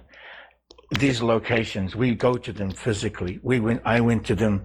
I flew. I've been all over the world, and there's a lot more to do as we bring in and as everybody rises and elevates themselves and fills their own cup with love. The understanding is to be with this calendar so that maybe and hopefully it will help you fill your own cup with love so that you can overflow your cup and share it with others, that you need no other to help fill your cup with love, that you can do this yourself. But certainly, you said yes. If you said yes, everybody asked, can we do this? And you said yes, and so we are doing this.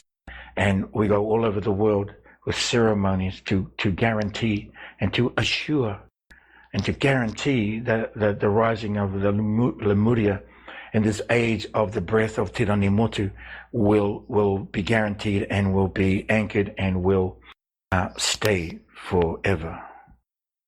I find it interesting that you used the word assure, and what we had even denoted earlier, some insurance groups, like to protect against, have used the gecko, have used the whale. I think that's Pacific Life or something like that. It's interesting. I don't know how aware of these symbols and like the drawing of the power from that they are, but it's, one big crazy dream, so I'm not too surprised at some level, but it's always fascinating. And I'm appreciative of the work you've been doing. I know that I'm just becoming aware of it, but this is a new rabbit hole for me, and one that I plan on continuing to explore. Like I said, my fiance and I both got the calendar, and we're going to talk about it, and I'm just kind of absorbing it and trying to, but it feels like it's part of a song that already existed, and like you're saying, there's some kind of, maybe it's almost like a Christmas tree. The tree existed, but then people put a lot of adornments on it that are very distracting with Greco-Roman kind of stuff and Egyptian or whatever, maybe even Mayan, and it's not bad. It's just kind of like extra and maybe distracting. And if we can get kind of back to some basics in a feminine principle way, that'd be profoundly helpful, I think, for the zeitgeist. We're kind of ending the patriarchy with all this Capricorn, Pluto energy and Saturn stuff. So it's like, I think the time of these kinds of changes is upon us. There was something that you had to hit me up right between this interview and the last interview. You called me or hit me up and asked to talk about some kind of epiphany or like moment of clarity you had with the number 24 and 12 and 12 masculine feminine. Can you tell me a little about that? Yeah, so I have a webinar.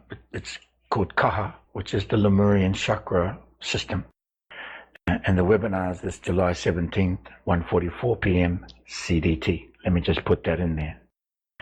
And I'm going to share the 24-strand color coding of the DNA and the alignment to as a chakra system that is a Lemurian chakra system that is aligned to the divine rotation of the planet and to its light year and to its seasons and to its motus, all of it combined, and how the chakra system is designed to empower all systems related to you, from your birth signs, the new earth birth signs, the higher dimensions of this planet's communication.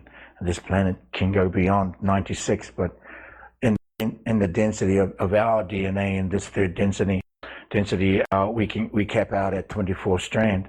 So then the double helix is representing. The double helix is representing that double density of 12 plus 12, being 24. And I'm going to be sharing that in a webinar this Friday. But understanding that the 24 also concerning the calendar, as we look at the 28 days, the light of days, 4 as we speak of Unrata, which becomes 0 point, thereby leaving 24 remaining for the month. Now, they have 31, 29, 29, 30, 31 typically in the Gregorian. What I'm sharing is I talk about 24. We can lock into 24, which we're going to bring in another calendar, and I see the 29, 30, 31 as you would understand the power and the energy that bridges from the shoulders of the season. I call these energies a tail of the dragon, or it can be the head of the dragon, or if you like, a whale's tail. So it's a converging from a season to season. They call it the shoulder season. Now, there's expansion and compression in there, and condensation, lots of it, a lot of fire, a lot of movement between seasons. So I see these 28, 29, 30, 31, these 3 days, they can be taken from the Gregorian and returned back into the energies of that expansion. So the seasons are coming in. They'll either come in, as you know, like a lion or a lamb. I refer to this as either the dragon or the whale. And so those 3 moments expand across the space of a season, across the span of a season, and is shared in the cycle of that 12. So they're actually returning back to the energy. And so there we are left with 24 months in the year. Now, people said to me, yeah, but I was born on the 31st. What am I going to do? Oh, okay, then you were born in the shoulder season. You were born in the energy of either the dragon or the whale. Well, let's understand that a little bit more and bring it through a line to the stargates, and we will come up with a light of day. As we move out in numbers, we move into the feeling. So we will start going from, right now we have making it personal for everybody in this small step. Then we'll bring in the numerology and the mathematics to align what is there in the Gregorian and what's transmuting and how that's transmuting. Then we bring it back into the feeling. When we move back into the feeling, there's a calendar of the feeling that can be represented and can be tracked and understood and known through these calculations of the calendars before it, that we come to a calendar which is a crystal calendar, which is what I'm looking forward to, actually. And that is the crystal we refer to as the Kumara, the crystal of the light of days. Now, as you know, in stories and even your connection with Sanat Kumara and the Kumaras themselves, the Kumara being the logos light of this universe, which is the story. That's also part of what the calendar is. The calendar is more than just a calendar. It's an omni-drive system for the omniverse universes, of the destiny universes. So the ancestral potentiality coming into the now. And that's what the Kumara crystal is bringing all destiny into the crystal itself, a destiny crystal, the Kumara. And And so we get to that, and we're on our way to that calendar, and perhaps it will come in a holographic form on your app on your phone one day. But so this number of numerology of 24 by 24 is giving us the calculations to have the understanding and the sharing of 576 days rotation. That's how we get that from the 24 out of the 28. And Sounds so like something to look forward to. Oh yes, yeah, it's coming through. It's coming through, man. Like it's already been in some of the things that we have, but really there's a lot to swallow even for me to integrate to make sure I can release this in the right way, maybe even a webinar or whatever, and hard copy, whatever. And so what we have for the chakra system, that's already available in the chakra system. It's being able to, foundational wise, because everything is based on the Vedic, right? The chakra system is been shared by the Vedic, right? Like most popular, right? Correct. And so the Vedic, you have to understand, are Lemurian. So return Vedic back to Lemuria. Their language is Lemurian. It's their imprinted version of it as one of the root races. As we return them back to Lemuria, because the Vedic, India, Hindu, all of that area, Tibet, that is known as Third Lemuria. That's another moment of Lemuria. That's confirmed. I have students on the ground there. While I was in Bali last year. I've done a lot of work over there. So, and there's more to do. I'll speak to in a moment. But this is the understanding of the Vedic being returned back to Lemuria and returning chakra back to Kaha. Kaha is part of the is part of the alignment of the 6 sectors. Ma, ha, ka, wa, ta, hi. Also the intersecting root energy of the languages, of many light languages. The Vedic language and the Tamil, Indian, Pakistani language, the Punjabi language, that all comes up from out of Lemuria, comes from out of the Kaha. And they have their version of which is chakra. Chakra, and you can say it in many accents, it's still the same. So we return chakra back to Kaha. Kaha means first birth, meaning form. Ha means first breath, meaning formless.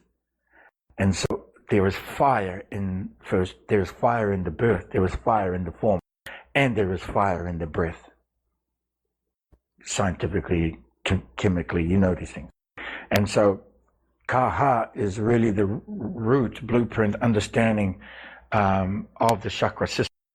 And to be with Kaha is to go beyond the chakra system of the current 12 understandings into the full length, the full stretch, full expansion of 24 dimensions inside the 24-strand DNA, accessing 24 dimensions in the form on the ground. It is an understanding that down is up, up is down, literally, and in the form. So through the chakra system, which is anchored also through the dragon energies, that's assisting this fire, the breath of fire, fire in the form, so on, so forth.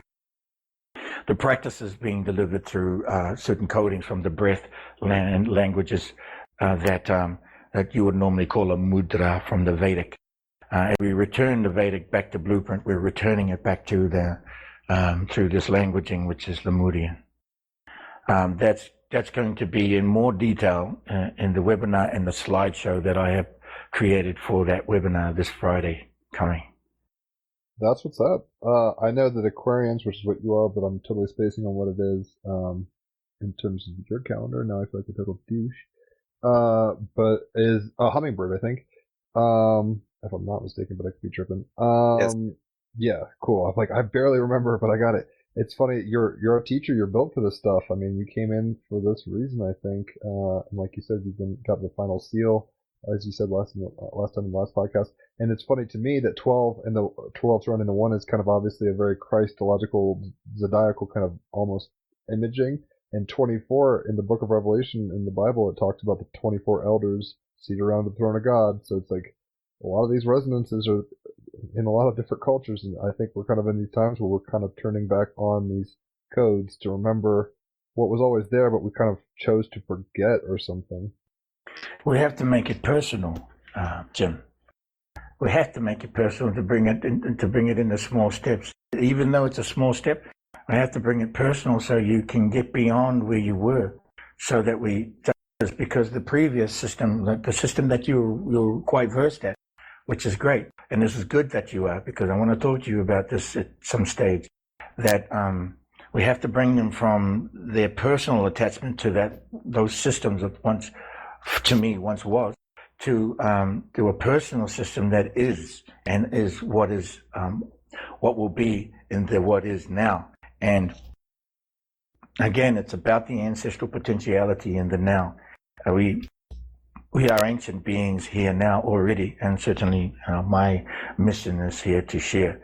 They asked me to share for many years, for 20 years. I said no, I didn't want to share. And then I got Good thing I wasn't asking you to come on the podcast 20 years ago, I guess. Yeah, you'd be sharing you'd be sharing a Polaroid. Well, I want to get you back on here. I'm pretty sure there's more to talk about, always more to talk about. I'm not sure how the schedules will line up, but I'll keep you posted. I want to keep in contact personally, like you're cool, I think. And dare I say, with all my Uranian energy and 11th house stuff, I'm a fake Aquarius, and Raphael's got a North Node in Aquarius. I think we have more to talk about. Let's just put it that way. So I do want to thank you for coming on. I don't know if we're exactly out of time. Raphael, what's up with that? And we're not exactly out of time, but I guess it's a good point to wrap it up. But I'd just like to mention, obviously, by virtue of, I guess, your choice and some other popular reference factors, of course, the rabbit kind of is our mascot in a sense. And there is a Harry, I guess, in January, the Heamotu, which you also mentioned. And in astrology, the horoscope, let's say the old version, this would be the overlapping between Aquarius and Capricorn. I just wanted to note that. Yeah, thank you. And those are important understandings and sharings as we make these comparisons to bring everything to a more personal touch. And if I could, before I go, may I mention a couple of shout outs before we go? For sure. I just want to shout out to the Hunas that may be listening now or maybe be listening later. Just to thank the Hunas that will be here. They're coming to Cozumel Island for a conference that we're having, which is the second annual Sacred Universal Earth Alignment Conference for the calendar. Now I have Fernando Vossa, who is coming to present, and also Akurda Melchizedek, that is as the two presenters. So I just want to shout out for that. That's happening July 23rd to July 27th on the island of the Goddess, which is Cozumel. And also to let everybody know that I've canceled my journeys to the Door of Fire in Japan and Mount Fuji because we cannot access Japan at this time. Several countries are not able to. And so I've switched the calendar for that same month of August. August 22nd, I'll be in the UK and doing a workshop and ceremony gathering with the Druid Masters there that I've coined the seven kingdoms of Lemuria. And so those are the two things coming up really close to me. And then in September, we'll be doing the ceremony in the Gobi Desert in Mongolia. And I've dubbed this one Shambhala and the Child of Light, which is going to be an incredible ceremony and gathering. Sounds like you got a lot on your list. It's ironic because there's an anime classic kind of thing that was a manga and turned into a film called Akira. And in that film, it's the 2020 Olympics in Tokyo 2 or 3 or whatever. It's like this sci-fi kind of thing. And it gets canceled. So it's kind of art imitating life. Who knows how much prophecy was understood by those animators? I won't say, but it's just ironic, I guess. So bummed about that, but I'm glad you're kind of adapting as Aquarians will do. They can make changes well. And it's funny because it does seem in some weird way, like I'm not sure how into Tartaria and all that kind of stuff you are. That's what Raphael's been talking to me about lately. And in a way, it feels like we're starting to rekindle networks of awareness through cultures that are very disparate but united beyond just the last kind of yuga or whatever's going on here. So it seems like we're kind of dusting off what's always been Remembering there. more. Yeah, exactly. It's really fun. I'm appreciative of it, and I hope to be a part of it more. So I do want to thank you, Huna, for coming on. You're an awesome guy and a great teacher. Thank you for putting the effort into this calendar and all the work you do. And I hope you get more students and recognition, but also have that gecko laugh and smile along the whole way. Thank you so much, Jim and Raphael. It was a pleasure, and so grateful for this sharing. Thank you so much. Most definitely. We'll get you back on here. Thank you so much. We will talk again in the now. Thank you all for listening and participating in that way through your attention, all within the Eternal Now co-created. Thanks again. Enjoy yourselves. Last track is actually going to be called Lemurian Sunrise. So let's enjoy that. Catch y'all in the now. Radio Okitalk, Radio Okitalk, Radio Okitalk.